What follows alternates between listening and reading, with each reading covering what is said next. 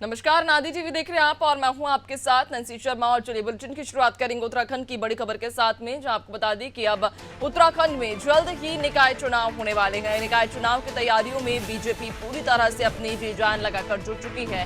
जहां प्रत्याशियों की चयन के लिए पर्यवेक्षक बनाए जाएंगे, तो वहीं बीजेपी के प्रदेश स्तरीय पदाधिकारियों का भी मंथन किया जाएगा। इधर मतदाताओं पर भी पार्टी स्तर से फोकस होगा, तो वहीं 7 दिन के शिविर में मतदाताओं पर फोकस किया जाएगा। यानी कि अब उत्तराखंड में बीजेपी निकाय चुनाव की तैयारी में जुट गई है। जहां आपको बता दें कि लोकसभा चुनाव के बाद अब निकाय चुनाव की तैयारी में पार्टी यहां पर जुट चुकी है, चूंकि जल्द ही उत्तराखंड में निकाय चुनाव होने वाले हैं।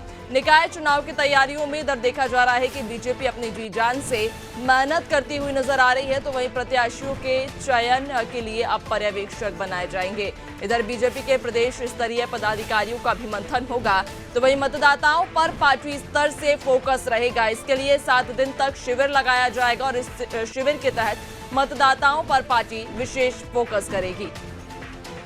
ज्यादा जानकारी लेंगे, हमारे साथ सहयोगी सोनू जुड़ चुके हैं। सोनू, उत्तराखंड में जल्द ही निकाय चुनाव होने वाले हैं, इसको लेकर बीजेपी अब पूरी तरह से तैयारियों में जुट चुकी है।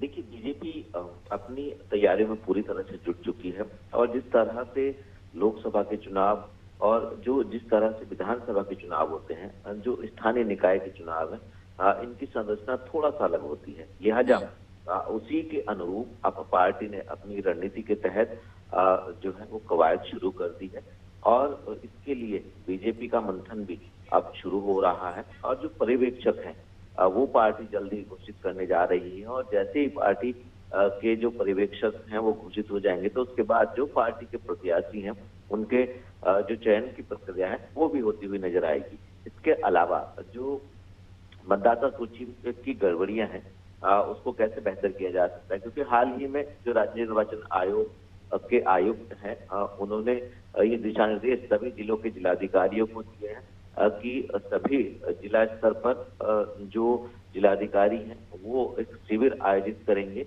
और इस अभियान के तहत साप्ताहिक अभियान के तहत मतदाताओं की सूची में जो भी खामियां हैं या जो भी उसमें परिवर्तन हो सकते हैं या किन क्षेत्रों में मतदाताओं के नाम जो मतदाता सूची है उसमें नहीं जोड़े जा सके हैं, इन सभी पहलुओं पर फोकस करेंगे। और इसी दौरान जो पार्टी है, पार्टी भी ज्यादा से ज्यादा एक कोशिश कर रही है, जो पार्टी के पदाधिकारी है, कार्यकर्ता है, कि उनके स्तर पर भी ये कोशिश हो कि जो मतदाता सूची है उसमें ज्यादा से ज्यादा मतदाताओं के नामों को शामिल कराया जाए, क्योंकि इस पर सियासत हो रही थी। मतदाता सूची को लेकर के पक्ष विपक्ष के आरोप प्रत्यारोप भी देखने को मिल रहे थे।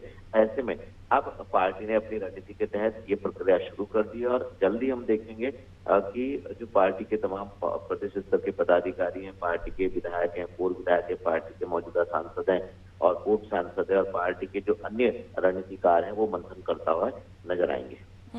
बिल्कुल, यानी कि तमाम जिस तरह से मंथन का जो दौर है, फिलहाल हम देख रहे हैं कि बीजेपी ने अपने मंथन का दौर शुरू कर दिया है। लेकिन अगर प्रत्याशियों की हम बात करें, यानी कि टिकट बंटवारे की जो बात करें, प्रत्याशियों के चयन की क्या प्रक्रिया रहेगी, क्या वो पैमाना रहेगा जिस पर पार्टी अपने प्रत्याशियों का चयन करेगी?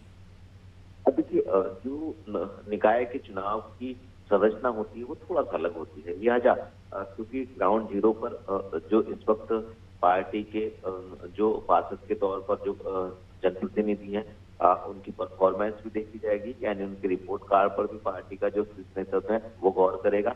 उसके साथ साथ उसका जनाधार कैसा है और खास तौर पर जो क्षेत्रीय संतुलन है वो कैसा है, ये तमाम ऐसे पैमाने हैं, तमाम ऐसे पैरामीटर हैं जिनके आधार पर जो प्रत्याशी हैं उनका चयन किया जाएगा। और इसके साथ साथ जो पार्टी की अपनी रणनीति है और खास तौर पर जो विकास के कार्य हुए हैं जिन क्षेत्रों में, ये तमाम ऐसे पहलू हैं जिन पर गहन मंथन के बाद पार्टी के जो सीनियर नेता हैं वो ये फाइनल करेंगे कि आखिर किसको वो अपना प्रत्याशी बनाने जा रहे हैं, क्योंकि इसमें ज्यादा संख्या होती है प्रत्याशियों की और क्षेत्र जो है वो छोटे होते हैं और स्थानीय मुद्दे ज्यादा इसमें चर्चाओं का विषय बनते हैं। तो ये तमाम ऐसे पहलू हैं जिन पर पार्टी के रणनीतिकार का हम कहें कि कार्य शुरू हो गया और जल्दी हम जब पर्यवेक्षक पार्टी घोषित कर देगी उसके बाद प्रत्याशियों के नामों की घोषणा होते हुए देख पाएंगे। ठीक है सोनू, बने रहिएगा आप, आगे हम आपसे और भी अपडेट्स लेंगे।